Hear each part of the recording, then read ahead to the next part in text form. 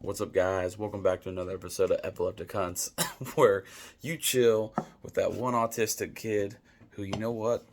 He just, he just sometimes things just don't click for him. Well, so here's the thing, guys.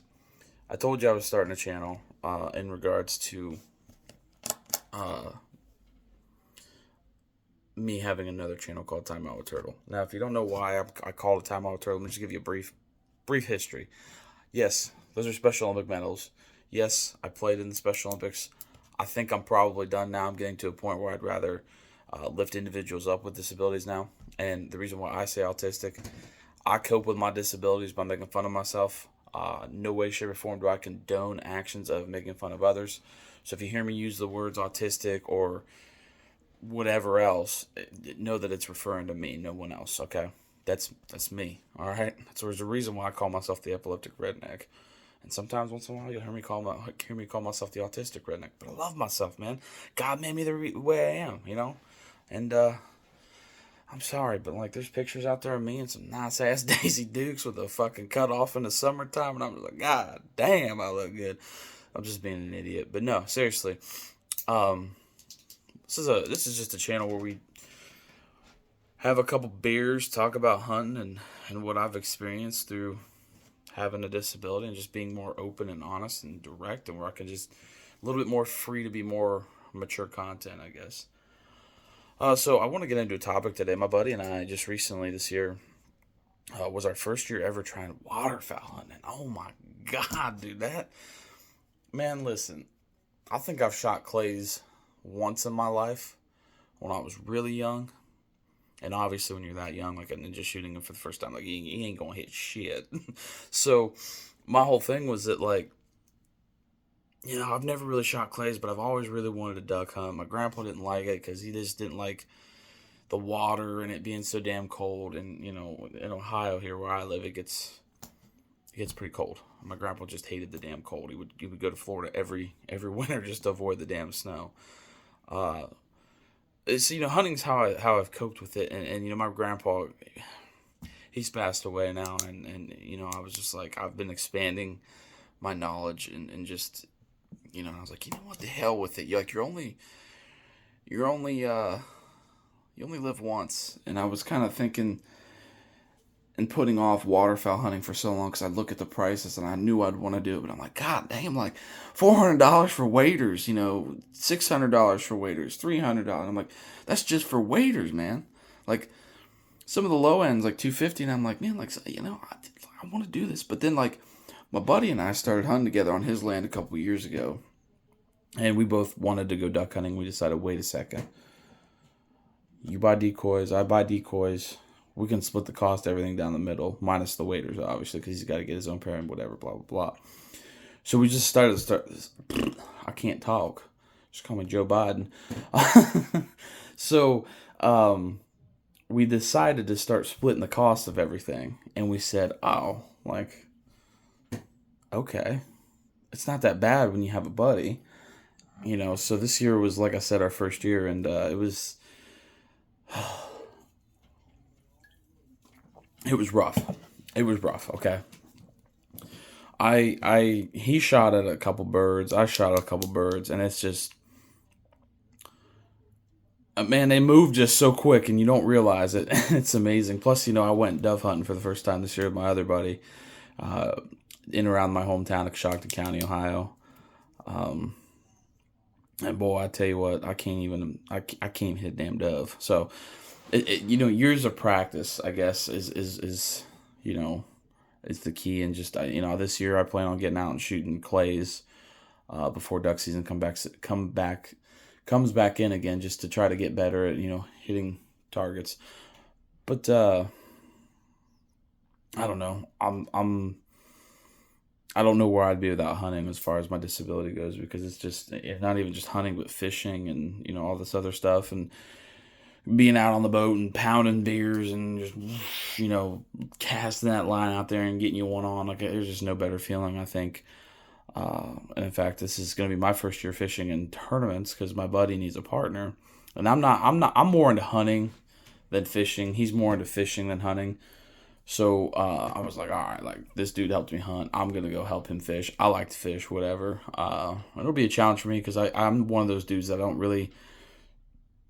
I didn't grow up on artificial bait. I've always used like live bait, night crawlers, and these tournaments you got to use artificial. And I was like, you know what, like I need to challenge myself more. Like let's do it, So here we are. But yeah, I guess a couple points here I want to get into is how I view hunting and how I view my disability, and it's interesting because hunting always presents a challenge. Okay, when you go out hunting, you're not just battling whether or not that buck might walk in, whether or not you might have some mallards flying on you, or you might, whether or not you're battling that turkey that keeps gobbling, but then he goes quiet and then he just doesn't show up. You're battling the elements and conditions of the wind. Is the wind right? Is how cold is it? And you got to sit there and you gets cold out there. And it always gets me thinking, and I think this is why I like hunting too, the way I do, is it gets me thinking about the challenges along the way that I've had to face with my disability, with having seizures, like, things like not being able to drive, not being able to play sports growing up, at least in school at the time, because we didn't know what Special Olympics was. But and then I look at like where I come from and how I was raised with hunting and fishing, and it always reminds me of, okay, so picture this, right? You've got this buck, right? And you see him on your camera all the time. But the moment you go to work, he shows up. The moment you go hunting, he doesn't show up. So there's this challenge that presents itself, and you've got to find out how to work that buck. Just like you have to find out when you have a disability or seizures in general, you gotta find out how to make that work. You gotta adapt to what you've been given, right?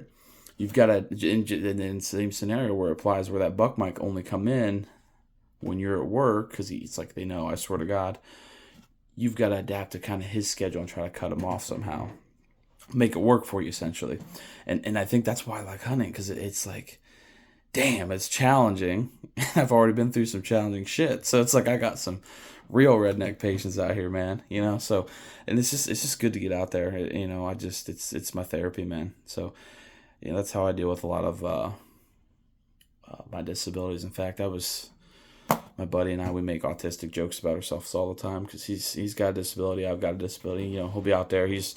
We're driving the truck to the deer blind, the place we hunt ducks, whatever you want to call it.